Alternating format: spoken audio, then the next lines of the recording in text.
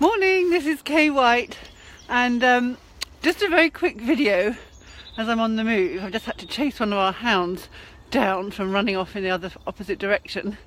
I have been walking along this morning on my walk. I find that walking my hounds in the morning is one of my kind of spiritual things. I say things out aloud.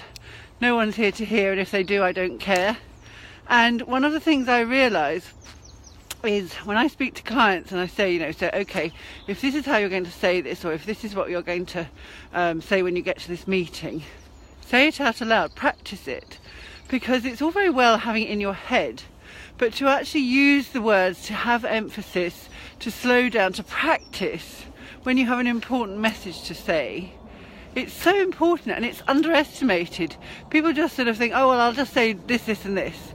Well, in the moment, you want to make sure you really land that message. So I'm hosting an event tomorrow in London. I have about 45-50 clients coming along. And there are some really key things I want to get across, and I've made my preparation. But I have also practiced out aloud, talked through my slides, looked at some of my handouts, and said it out aloud to hear how it sounds, but also to feel how it sounds. So whilst I know you can't necessarily walk along, Fenchurch Street in the city or wherever you are, saying out loud before you go to a meeting, you can say it in front of the mirror before you leave for work in the morning. You can go into the loos, and if you're on your own, just say it out aloud there. You can practice out aloud because it's different. It's absolutely different when you read something to when you say it out aloud.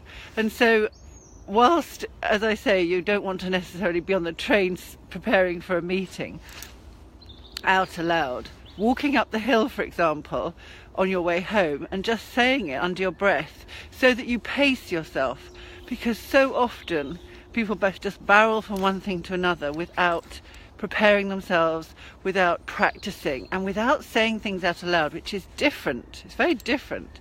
So this time tomorrow, I shall be in the city. I will have said a few of the things I'm going to say out aloud, and then of course there's what happens in the moment. And this is the point: when you prepare yourself for a meeting, or you prepare yourself for a presentation, or you prepare yourself for a one-to-one where you have to get something across to your boss, I really do encourage you to just say those few things out aloud, so that there's what happens, what you prepare for, and then there's what happens in the moment. But at least if you've prepared, you know where you're heading, you know those words you really want to say and how you want to say them. So off I go to speak aloud to myself and my hounds and the birds for a bit longer. And until the next time, I encourage you to do the same. Find those moments where you can actually say it out aloud rather than write it down or think, well, that's roughly what I'm going to say. I really encourage you. It works. Until the next time, bye for now.